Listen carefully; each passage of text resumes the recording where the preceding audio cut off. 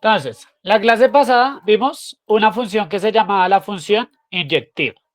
¿Qué nos decía la función inyectiva? Entonces, espérenme, se los anoto aquí. A cada elemento del conjunto X le corresponde exclusivamente un único elemento del conjunto Y. ¿Listo? Bueno, esto lo habíamos visto la clase pasada con un ejemplito aquí entre dos clases de conjuntos que les voy a colocar aquí por este lado. Entonces,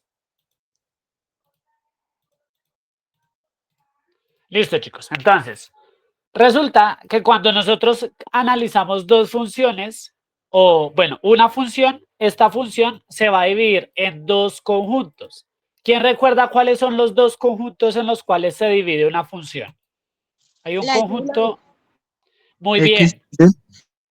muy bien, X y Y. Acá tenemos un conjunto X y aquí tenemos un conjunto Y, ¿no? Muy bien. Entonces, vamos a colocarle aquí el nombrecito, que sería el conjunto X, ¿listo? Y aquí le colocamos de nombrecito el conjunto Y. Listo, chicos. Ahora, ¿quién recuerda cuál es el nombre? Pues si bien se llama conjunto X, ¿quién recuerda cuál es el nombre como tal de este conjunto? Tiene un nombre en específico. Dominio y codominio. Muy bien, muy bien. Recuerden que este se llama el dominio y el otro se llama el codominio, ¿no? Pero el Y también tiene otro nombre. ¿Quién lo recuerda? El Y tiene dos nombres posibles. ¿Quién recuerda? Rango. Uno es codominio, muy bien, y el otro es Rango. rango, muy bien.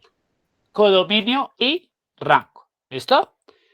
Los elementos del conjunto X serían el dominio, los elementos del conjunto Y serían el codominio o el rango. Ahora, chicos, acá a este conjunto también lo podemos llamar como un conjunto de salida y el otro se va a conocer también como un conjunto de, si sale en un lado, entonces en el otro lado, ¿qué tiene que pasar, chicos?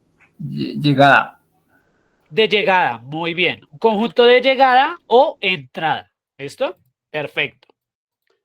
Entonces, la clase pasada habíamos visto que si nosotros teníamos aquí ciertos elementos en el conjunto X, ejemplo, acá tenemos un conjunto de ¿qué, chicos?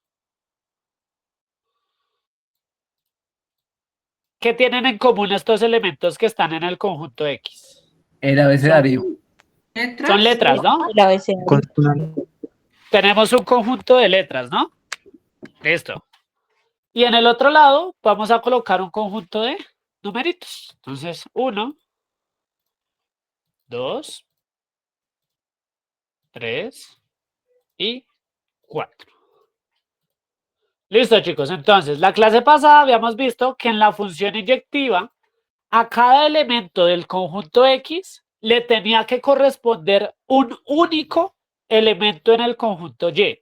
Es decir, que íbamos a armar parejitas entre los dos conjuntos, pero ninguno se podía meter en la parejita del otro, ¿no? Entonces, ejemplo, acá la A armaría una parejita con el 1, la B armaría una parejita aquí con el 2, ¿listo? La C armaría una parejita con el 3 y finalmente la D armaría una parejita de con el 4. Si ustedes analizan, ninguno se mete con el del otro, ¿no? Cada uno va con el de cada uno. La A con el 1, el B con el 2, el C con el 3 y el D con el 4. ¿Listo? Ahora les pregunto, si esto sucediera,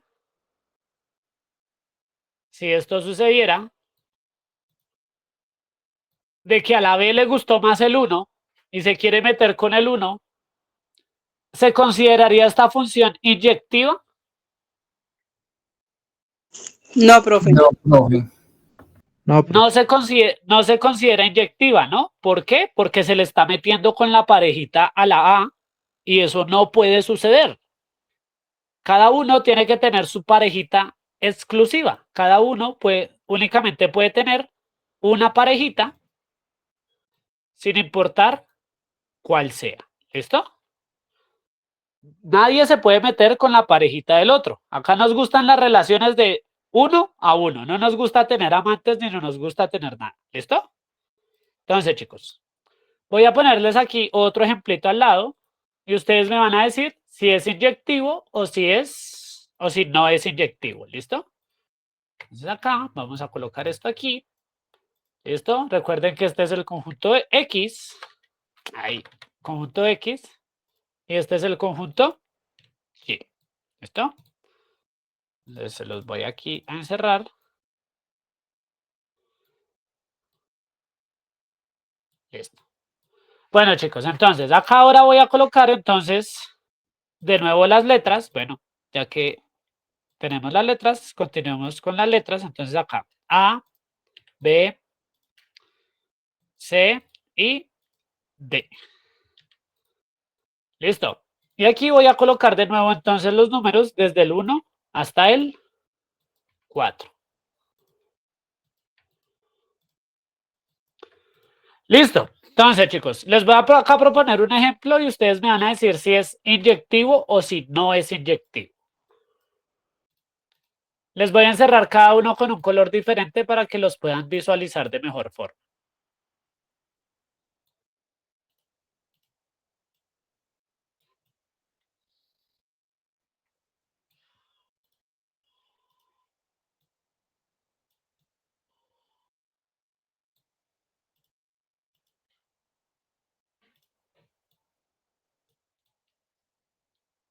Listo, chicos. Bueno, teniendo en cuenta, perdón, esta situación que tenemos acá, ¿ustedes qué piensan? ¿Es inyectivo o no es inyectivo?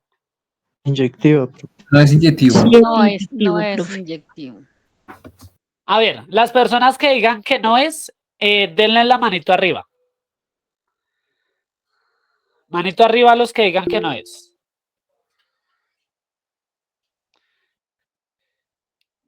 Listo. Y los que digan que es inyectivo, reaccionen con un emoticón que no sea la manito arriba.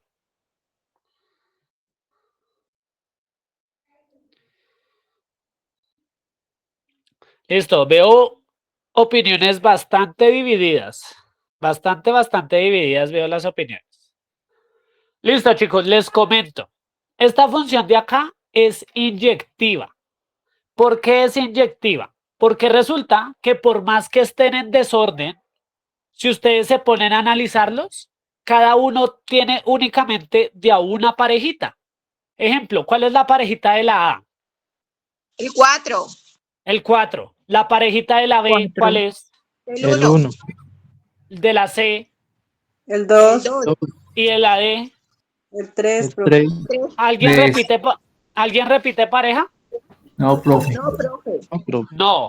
Por lo tanto, esta función entonces sería es inyectiva. ¿Listo? Es inyectiva. Porque nadie se comparte la parejita con nadie. Por más que estén en desorden, cada uno sigue teniendo su parejita. ¿Listo? Esto era a grandes rasgos, chicos, un poco de lo que es la función inyectiva. ¿Listo? Hoy vamos a ver entonces una función que se llama la función. ¿Quién recuerda el nombre? A ver si pusieron atención al video. ¿Función qué?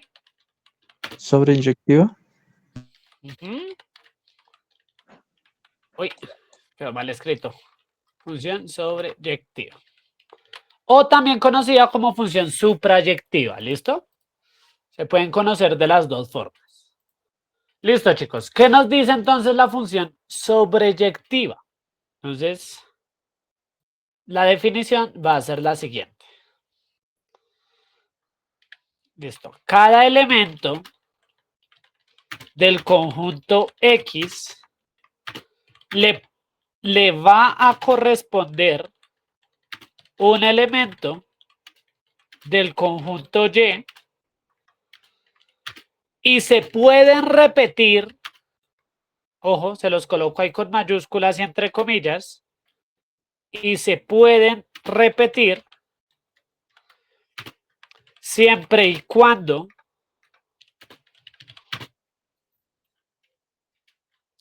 todos los elementos del conjunto Y estén relacionados. Listo, chicos. Bueno, entonces, función sobreyectiva. Cada elemento del conjunto X le va a corresponder un elemento del conjunto Y se pueden repetir siempre y cuando todos los elementos del conjunto Y estén relacionados. Entonces, voy a coger con el... Bueno, acá me queda más fácil coger y hacerlos. Entonces, voy a hacer acá los dos circulitos para que puedan observar el ejemplo.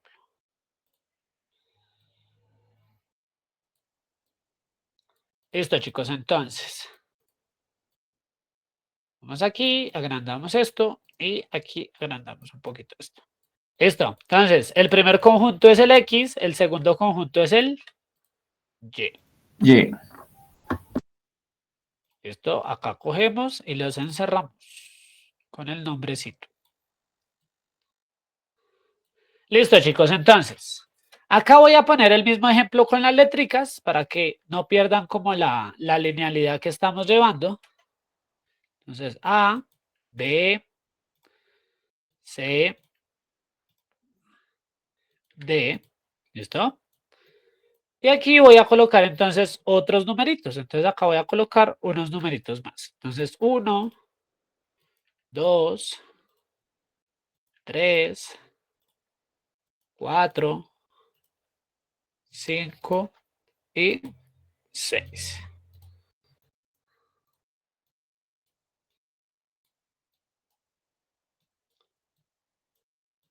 Listo, chicos. Entonces, conjunto X tenemos letras A, B, C, D.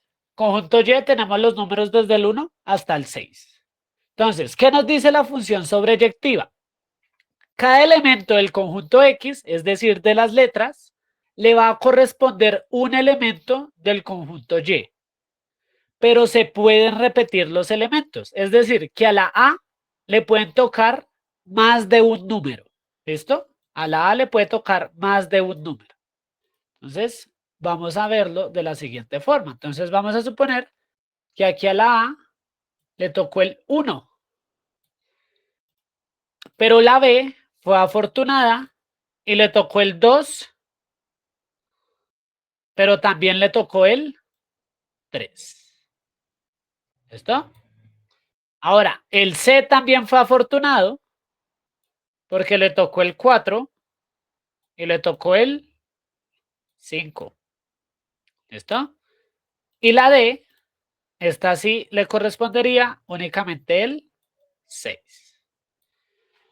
Entonces, chicos, una función es sobreyectiva, es decir, si a cada uno de los elementos de X le corresponden elementos del conjunto Y, pero en el Y no sobra ninguno. Ahora les pregunto, en el conjunto Y, ¿hay alguno que esté sin encerrar? No, profe. No, No, profe. todos están encerrados, todos tienen su pareja. Por más que alguno tenga doble pareja, pero todos tienen su pareja. Si sobrara alguno, esta función sería no sobreyectiva. Es decir, en el Y no puede sobrar ninguno. No les puede sobrar nada. Es decir, siempre y cuando un número o en el conjunto Y no les sobre nada, los elementos del conjunto X pueden tener varias parejitas. ¿Listo? Entonces, si yo quisiera organizar acá las parejitas, ¿cómo se vería? Entonces, el conjunto a la A, ¿qué número le correspondió, chicos? El 1, ¿no? 1, profe. A la B, ¿qué le correspondió? El 2 y el 3. 2 y 3, ¿no? Listo. A la C, ¿qué le correspondió? 4, 5, Y a la D, 6. únicamente el 6, ¿no? Perfecto, chicos. ¿Listo? Entonces, así es que ustedes organizarían las parejitas si se las pidieran. A la A le tocó el 1, a la B le tocó el 2 y el 3, a la C el 4 y el 5 y a la D el 6. Por lo tanto, entonces, esta función sería sobreyectiva. ¿Listo? Bueno, les voy a colocar entonces aquí, bueno, más que colocarles, les voy a explicar cuando no es sobreyectiva. Entonces, voy a colocar aquí de nuevo. Uy, me equivoqué.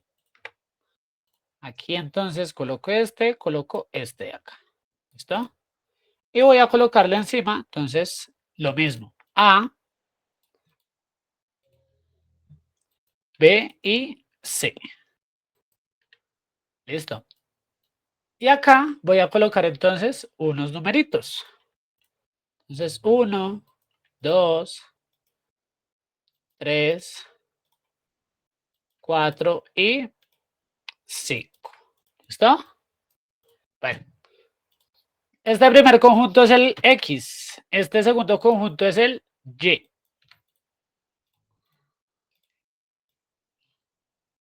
Entonces, X y Y.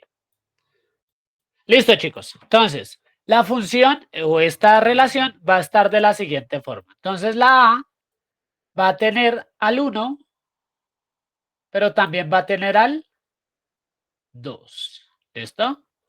La B va a tener al 4 y la D va a tener al, perdón, la C va a tener al 5.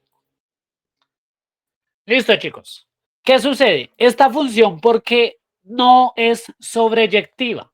Porque si ustedes analizan los elementos del conjunto Y, ¿están todos encerrados? No, señor. Profe. No, No. profe, falta el 3. Falta el 3, ¿no? Sobre Hay un número que no está relacionado, que es el 3. Por lo tanto, como aquí nos sobra uno de los elementos, esta función no es sobreyectiva. ¿Listo? No es sobreyectiva. ¿Por qué? Porque sencillamente el 3 no le corresponde a ninguno de los elementos. ¿Listo? Para que fuera sobreyectiva, ¿qué tendría que suceder? Que este 3 se relacionara, ya fuera con el A, con el B o con el C. No nos interesa con cuál, pero tiene que estar sí o sí relacionada con alguno de los de acá. ¿Listo? Hasta el momento, chicos. ¿Está claro? Bien, Sí, profe. profe. Todo Listo. claro, profe. Sí, profe. Entonces, les voy a colocar aquí un ejemplito y ustedes, de igual forma que en la anterior, me van a decir si consideran que es sobreyectiva o que no es sobreyectiva. ¿Listo? Regálame aquí un momentico mientras les organizo el eje.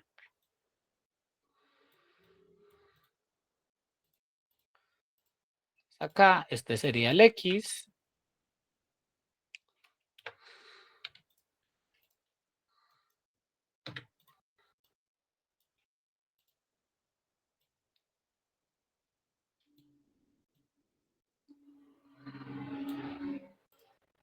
Entonces acá vamos a colocar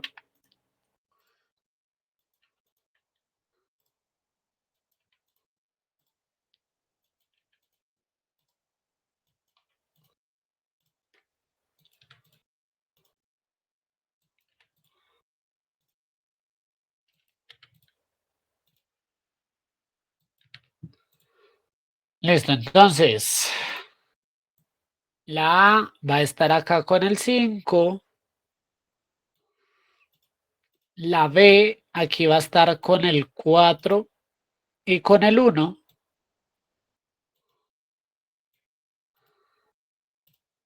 La C aquí va a estar con el 3. Y la D aquí va a estar con el 2. Listo, chicos. Les pregunto, ¿es sobreyectiva o no es sobreyectiva? Sí es sobreyectiva, profe. Sí, Sí, profe. Sí, ¿Es señor. sobreyectiva? Listo. Entonces, las personitas que piensen que no es sobreyectiva, reaccionen con una personita pensando. ¿Cómo es una Con una persona? personita pensando ahí en los emojis. ¿Listo? Los que piensen que no es sobreyectiva. ¿Listo? Ahora, los que piensen que es sobreyectiva, reaccionen con una carita, bueno, con unos aplausos. Reaccionen con unos aplausos los que piensen que es sobreyectiva.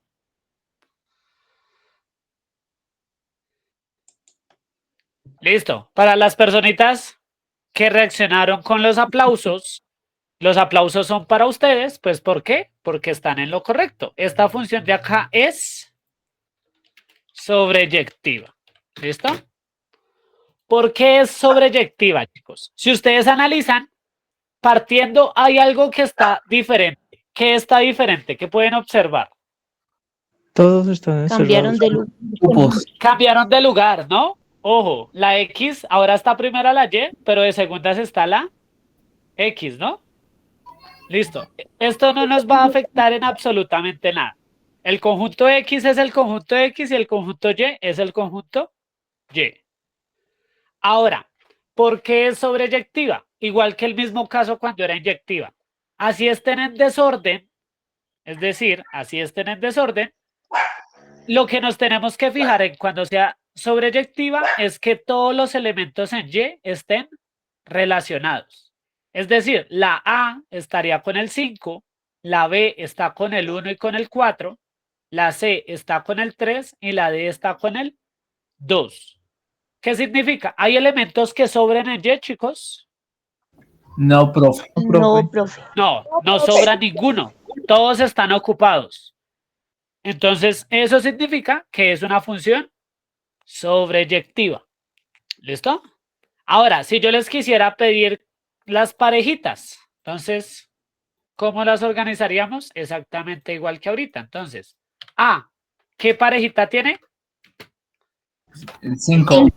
Ah, el 5, ¿no? Muy bien, el 5. Listo. El B, ¿qué parejita tiene? El 1 y el 4. 1 y 4, ¿no? El B es un infiel que tiene doble pareja. La C, El 3. el 3. Y la D, el 2. 2, ¿no? Perfecto. Y esas serían las parejitas y así es que eso considera que una función es sobreyectiva. Hasta el momento, chicos, ¿alguna pregunta? No, profe, muy bien. Está claro, profe. Claro, profe. No, profe. Listo, chicos. Entonces, les voy a dar algunas funciones que ustedes, que ya vimos en la clase de clases de funciones, nosotros vimos unas funciones. Les voy a dar algunas que sí son sobreyectivas, pero otras que no son sobreyectivas. ¿Listo? Entonces, funciones sobreyectivas. ¿Listo? Bueno, chicos, dentro de las funciones sobreyectivas resaltan principalmente dos funciones. ¿Cuáles son estas dos funciones que sí o sí siempre son sobreyectivas? Las lineales, ¿listo? Las lineales y las funciones cúbicas, ¿listo? Tanto las funciones lineales como las funciones cúbicas siempre son sobreyectivas. Recuerden que la estructura de la función lineal es la siguiente. Es mx más b, ¿no? Y la estructura de la función cúbica es la siguiente. Entonces, f de x es igual a ax más bx más cx más d. Y aquí, esta x estaría elevada a la 3. Esta x de acá estaría elevada a la 2. ¿Listo? Acuérdense que esas son las estructuras de las funciones que vimos la vez pasada. Entonces, las funciones lineales son sobreyectivas y las funciones cúbicas son sobreyectivas. Pero ustedes me van a decir, profe, ¿por qué son sobreyectivas? Ya les voy a mostrar. Entonces, voy aquí a buscar un ejemplo de una función lineal, si me lo permiten un momentico, y se las voy a copiar aquí. Entonces, copiar y lo pegamos acá en nuestro tablero. Listo, chicos. Entonces, esta es una función lineal, ¿no? La reconocemos porque es una línea recta. Ahora, ¿por qué es una función sobreyectiva? Porque si nosotros vamos trazando líneas horizontales, entonces recuerden que horizontal es de izquierda a derecha, ¿no? Si nosotros vamos trazando líneas horizontales, en todos los puntos está la función, ¿no? Siempre que cortamos con nuestra línea verde, está la función, ¿no? Cortamos la función en algún punto. ¿Listo? Por eso es que se considera sobreyectiva, porque así tracemos muchas líneas horizontales, siempre vamos a trazar un poquito de la función. Ahora, vamos a ver qué sucede con las funciones cúbicas. Entonces, funciones cúbicas. ¿Listo?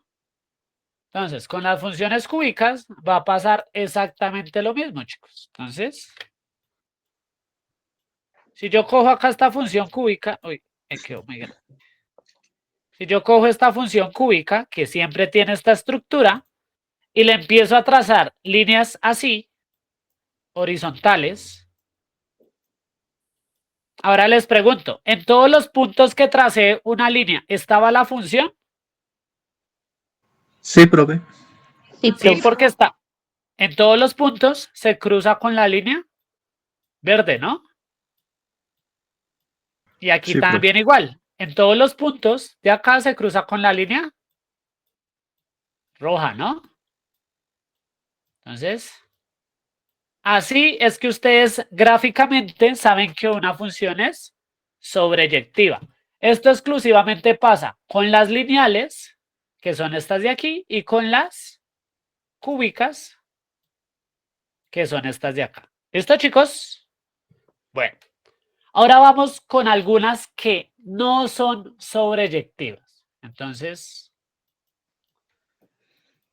funciones no sobreyectivas. ¿Listo? Bueno, algunas de las funciones que no son sobreyectivas son la función constante, la función cuadrática y la función de seno, que también es de las trigonométricas. ¿Listo? Entonces, la función constante nos dice, tiene la siguiente definición. F de x es igual a m o a a. ¿Listo? Ahí puede ser cualquier letra. La función cuadrática tiene la siguiente definición. Entonces, f de x es igual a ax al cuadrado más bx más c. Entonces, acá colocamos el 2. Y la función de seno, pues básicamente es f de x es igual a seno de x. ¿Listo? Esto lo vieron el ciclo pasado cuando estaban en trigonometría.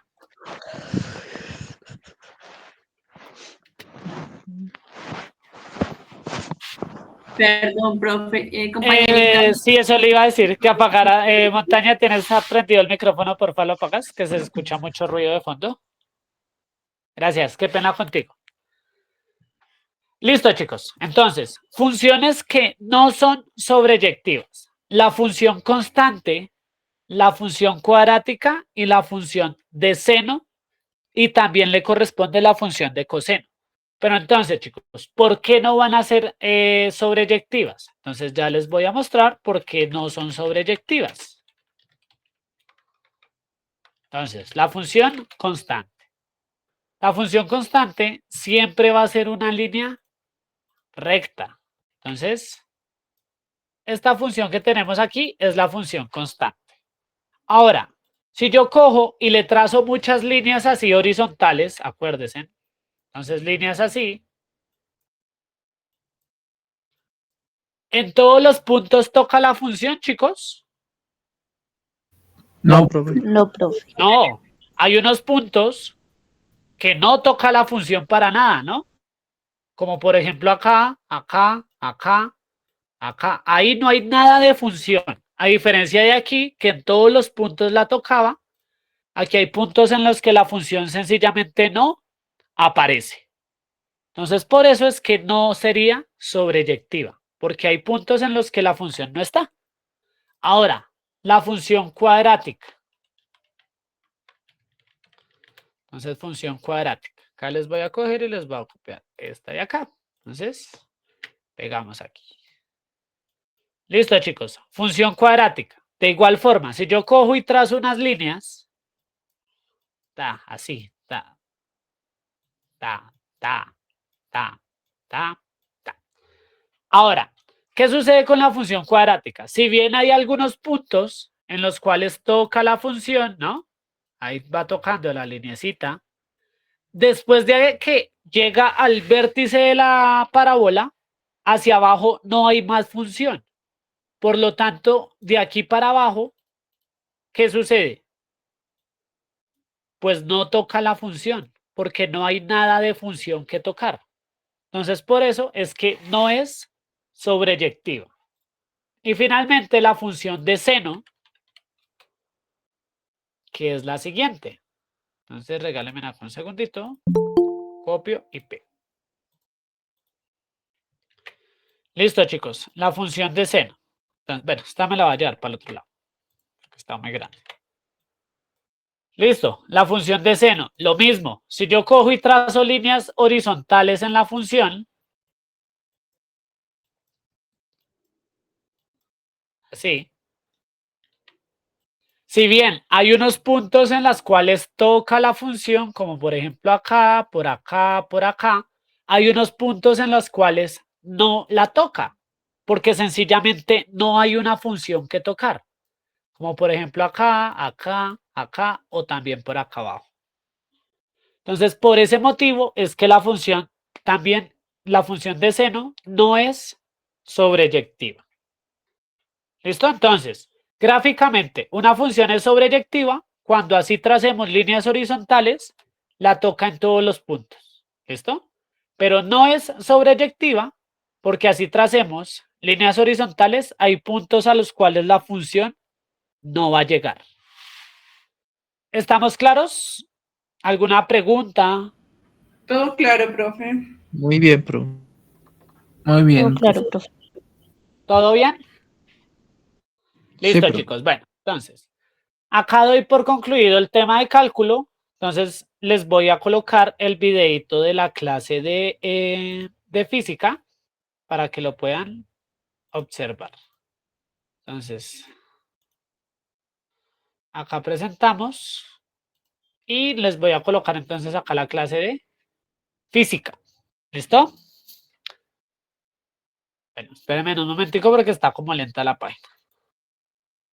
Listo, chicos. Hoy vamos a ver características del sonido. Vamos a ver clases de sonido que hay, qué características tiene el sonido, cómo cambia el sonido de acuerdo a las frecuencias y todo eso. ¿Listo? Entonces, los dejo aquí con el videito de la clase de el sonido. Esto ya es física, ¿no? Entonces, para que lo tengan en cuenta.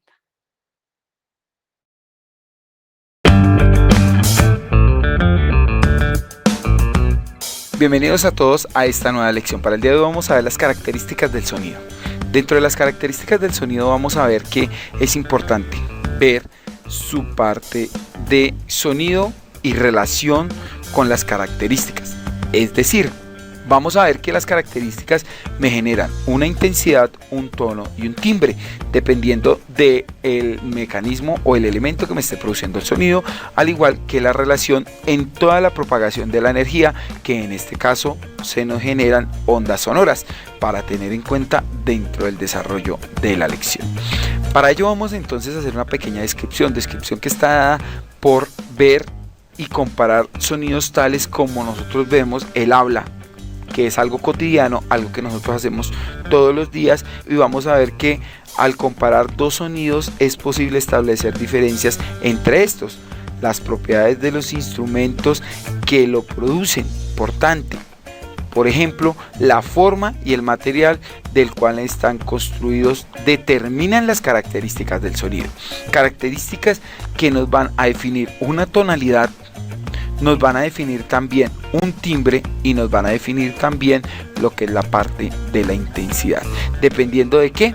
Dependiendo de su forma y del material con que esté constituido, cuando son iguales o cuando sean diferentes. Importante tener en cuenta esa relación.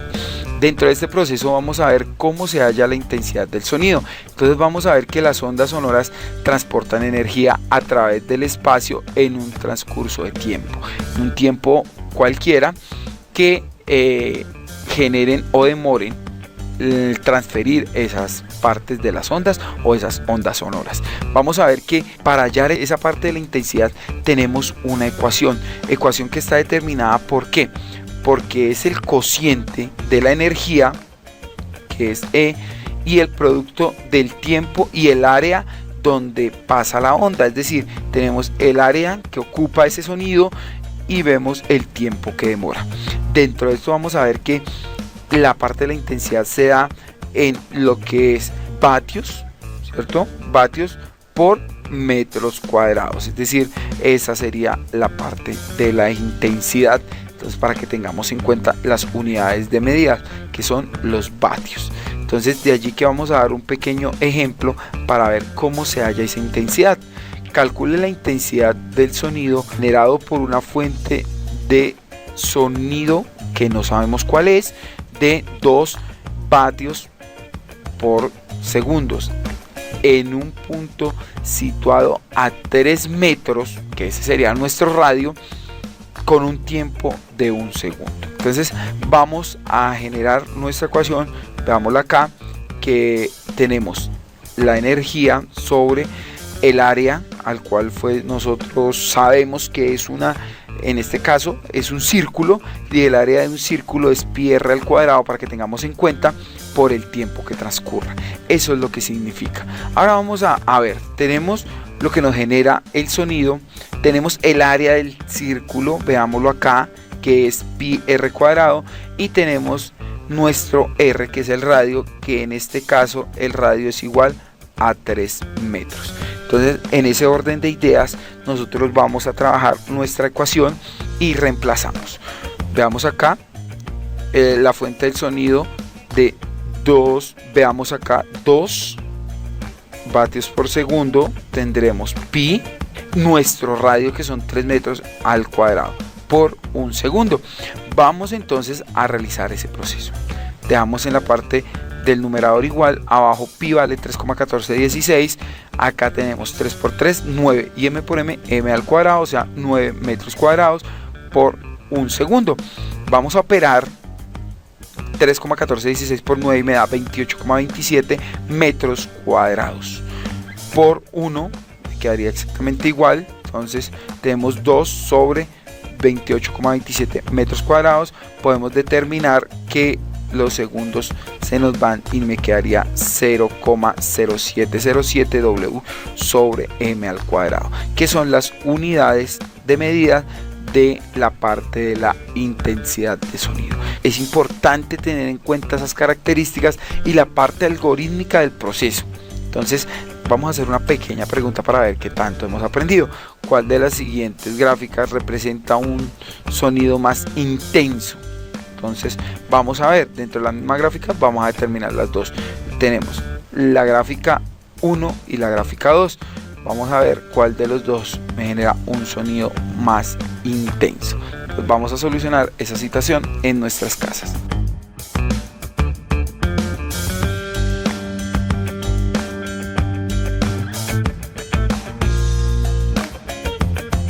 Si la respuesta fue B2, perfecto.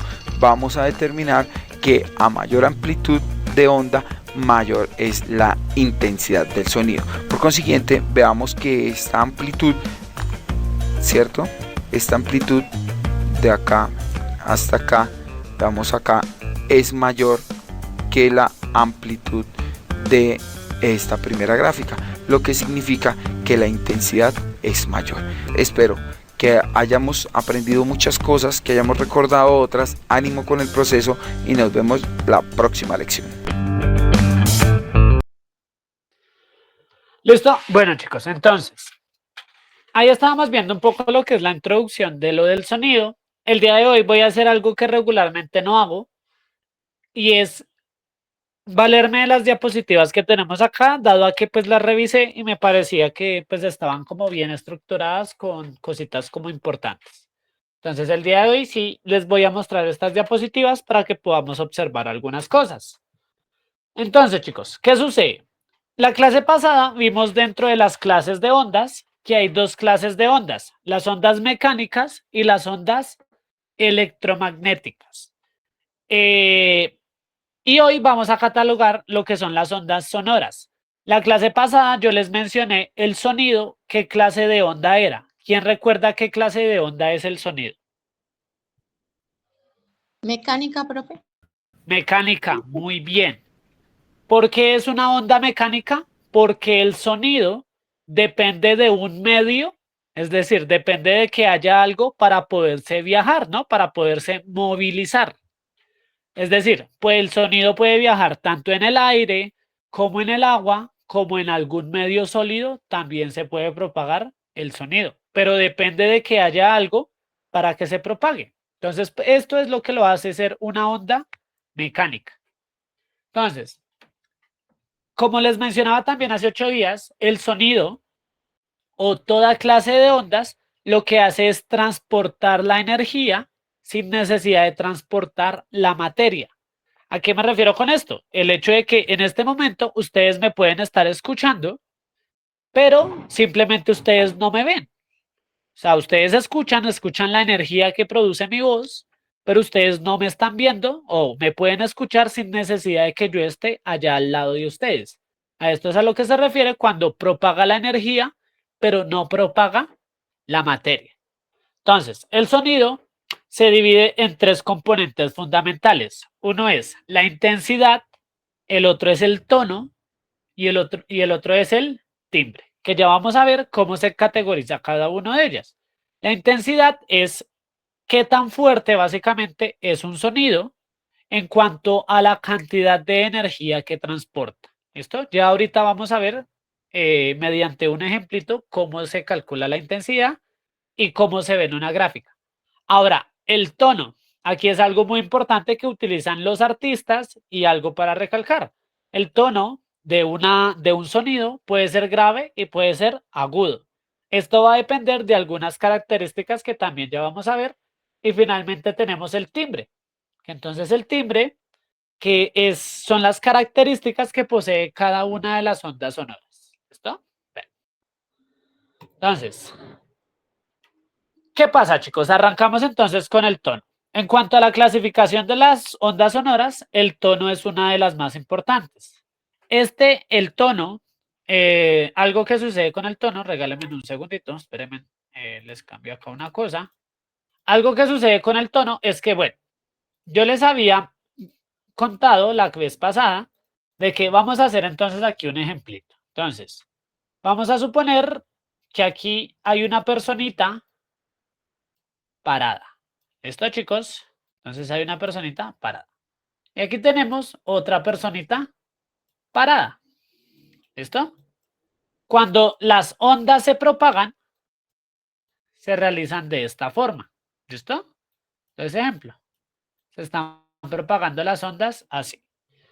¿Qué sucede? La frecuencia, es decir, cuántas ondas le llegan a la otra personita, es lo que va a determinar el tono al cual se refiere una situación o una onda sonora. Esto más adelante también lo van a ver con un fenómeno que se llama el efecto Doppler. Pero la frecuencia de la onda es lo que va a determinar si hay un sonido agudo o si hay un sonido grave.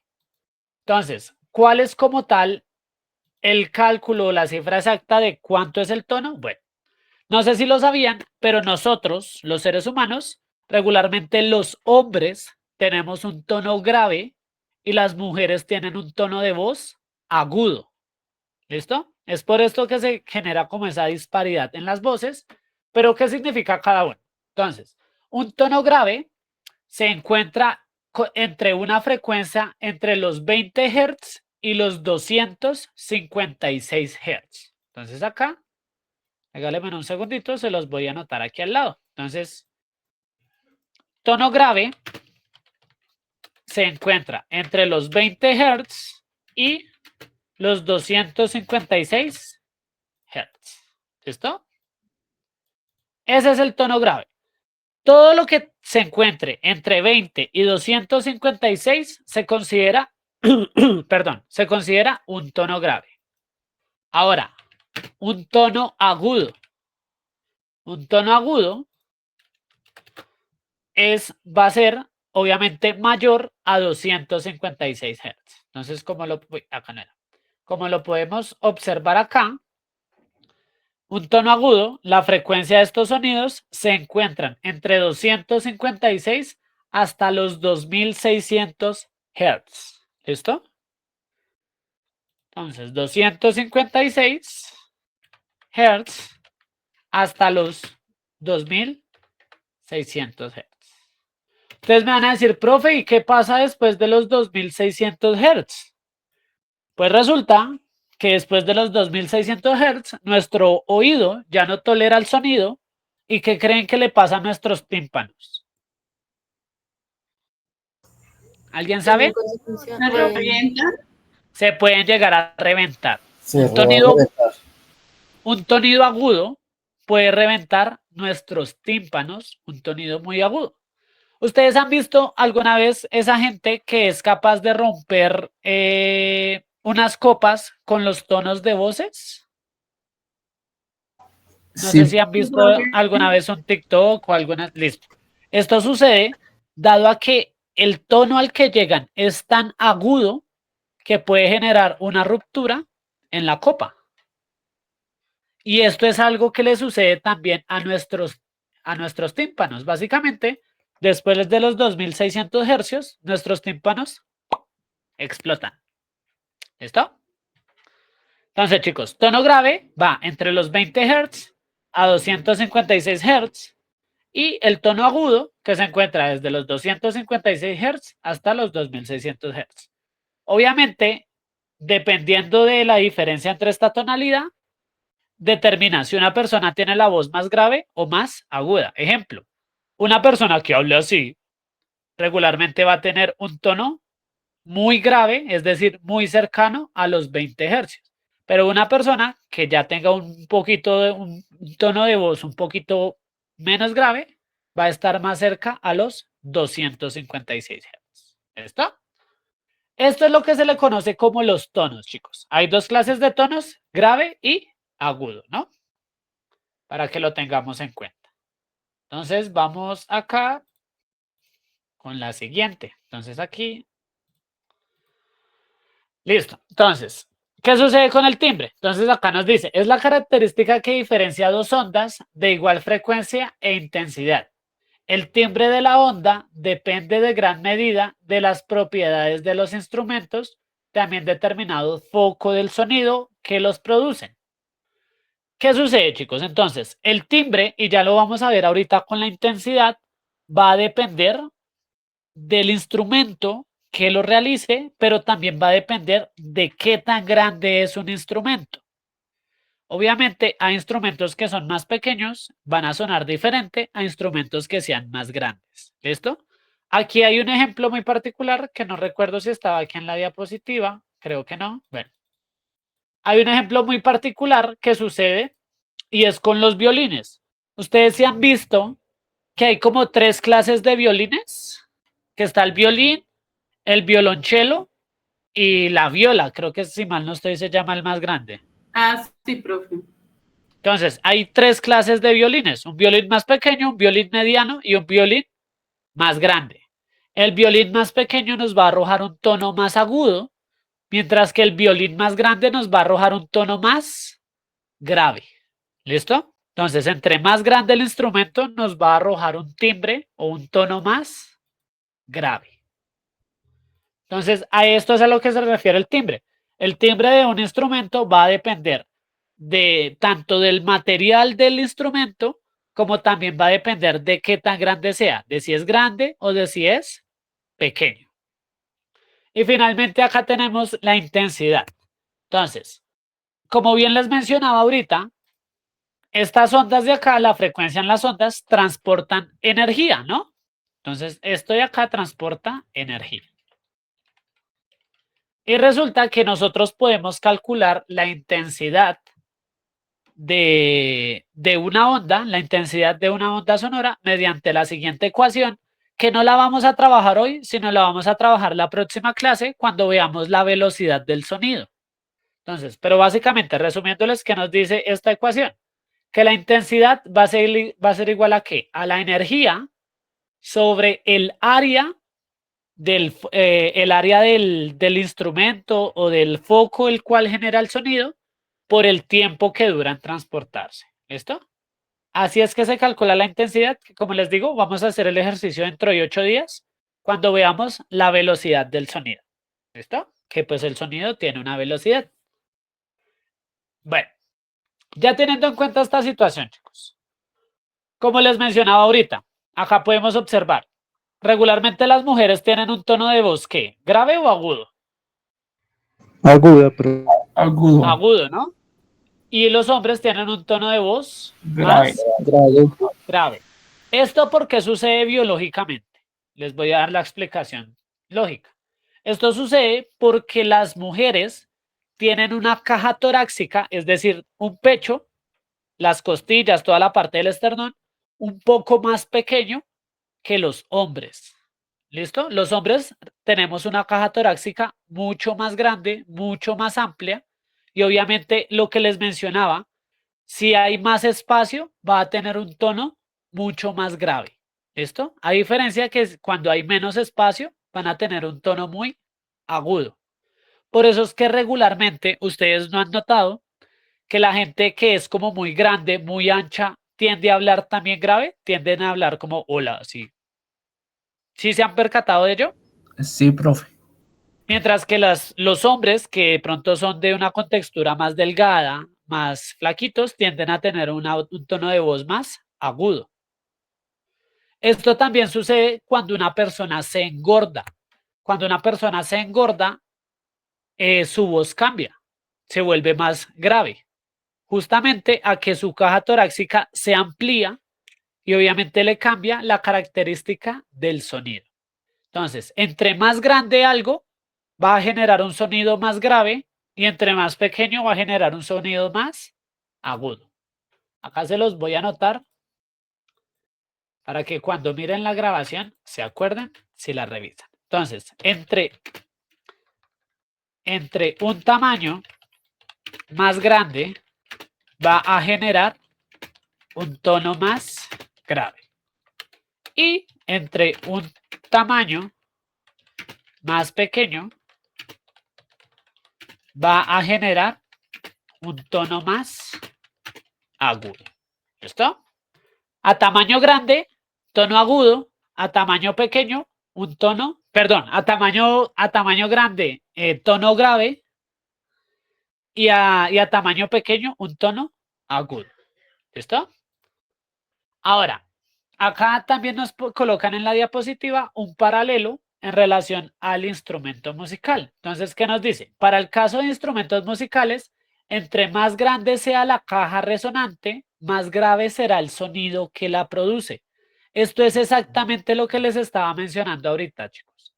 Que cuando algo tiene un tamaño más grande, va a generar un tono más grave.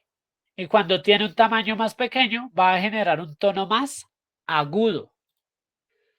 Es decir, si tenemos dos pianos, uno más pequeñito y uno de estos que se consideran ya no pianos, sino órganos, va a generar un sonido mucho más grave que el otro piano que está pequeño. ¿Listo?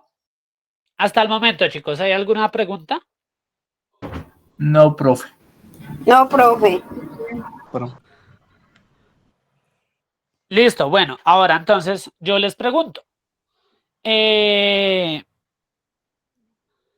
Si tengo un ukelele, ¿sí han visto los ukeleles? ¿Sí saben cuáles son?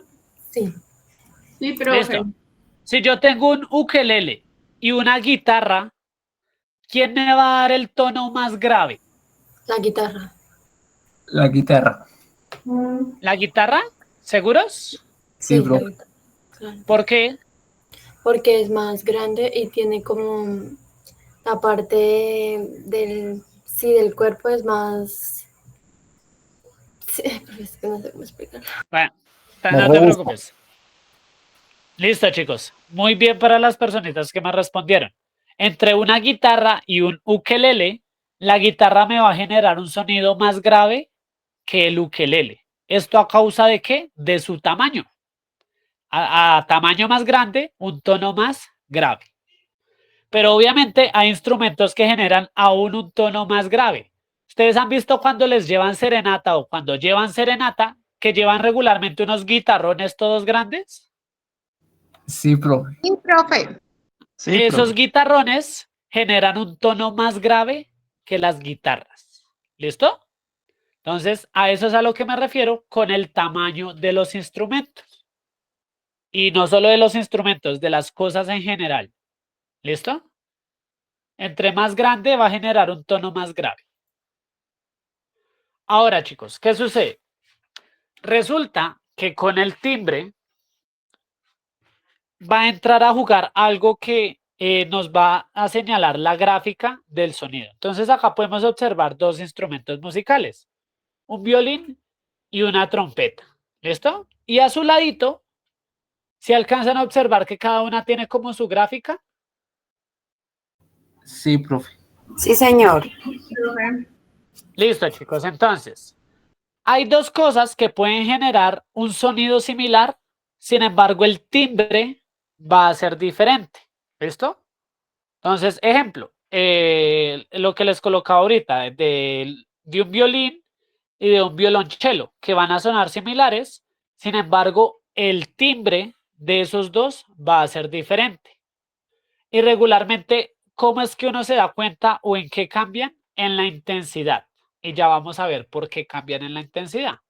Entonces, regálenme aquí un momentico. Les voy acá a hacer una gráfica rápidamente de la intensidad de una onda. ¿Listo? Entonces. Listo, chicos. Habíamos visto entonces la clase, bueno, clase creo que hace 15 días, la clase anterior, que las ondas regularmente van a tener como algunas características así, ¿cierto? Como que suben, bajan, vuelven a subir, vuelven a bajar, ¿no? O que también las podíamos encontrar de la siguiente forma. Algo un poquito más prolijo o un poquito más circular, como lo que habíamos visto. Entonces, algo así. ¿Listo? ¿Sí se acuerdan que habíamos visto algo así? Sí, Y sí. le habíamos señalado, y les habíamos señalado algunas partes, ¿no? Sí, profe. Listo. ¿Quién me recuerda algunas de las partes? Era la cresta. Esta, Ajá, muy bien. ¿Qué otro? La onda. ¿Qué? Ay, La longitud de la onda, ¿no? Muy bien. ¿Quién recuerda cómo se llamaba el punto más bajo? el valle. El valle, muy bien. ¿Listo? Bueno, ya dejémoslo hasta ahí. Entonces, chicos, características importantes. Entonces, la amplitud, la longitud de la onda. ¿Listo? Amplitud, longitud de la onda, el valle y la frecuencia. ¿Listo? Entonces, chicos.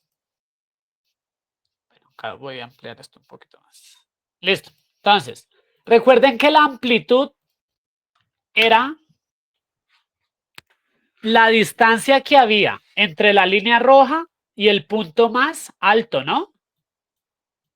Entonces, era la distancia que había desde aquí hasta acá. Pero bueno, acá se me olvidó también agregarles uno, qué pena con ustedes, que es la cresta. ¿Listo? Entonces, la línea que está de color verde es la amplitud. Acá se las voy a colocar, se las voy a señalar de color verde. ¿Listo? Ahora, la longitud de la onda, ahorita no le vamos a prestar mucha atención, entonces la vamos a borrar. Listo. El valle. ¿Quién recuerda cuál era el valle, chicos? El punto más bajo. El punto más bajo. ¿Cuál sería el punto más bajo? ¿El primero o este de acá? El segundo, El Ese de segundo. El segundo, ¿no? El segundo. Este de aquí, ¿no? Este de acá sería el valle. Entonces lo voy a colocar de color azul. Ahora, la frecuencia, chicos. Recuerden que la frecuencia es la cantidad de veces que la onda sube y baja. Aquí, ¿cuántas veces la onda sube y baja? Sube Sube 3 y 3 y baja 2. Sube 3 y baja 2. Entonces acá va a tener de frecuencia 2 nomás. Porque aquí no bajó. Entonces únicamente tenemos en cuenta cuando sube y cuando baja. ¿Listo? Entonces acá tiene una doble frecuencia. Y finalmente la cresta, que por ahí me lo dijeron que era el punto más que más alto, ¿no? Listo. Entonces, el punto más alto sería esta de acá, ¿no? Esta puntica que tenemos acá. Esta sería la cresta. Listo, chicos. Ahora sí viene lo importante. Lo que va a tener que tener en cuenta con el sonido. A mayor altura de la onda, bueno, acá sería a mayor amplitud de la onda, va a tener una mayor intensidad. ¿Listo? ¿Qué significa entonces esto, chicos? Que si una onda llega más alto que la otra, es porque tiene una mayor intensidad. ¿Listo? Ahora les pregunto, vamos a suponer que, bueno, esta va a ser la 1. ¿Listo? Y esta de acá va a ser la 2. ¿Cuál de las dos gráficas llega más alto? ¿Esta o esta? ¿La 1 o la 2?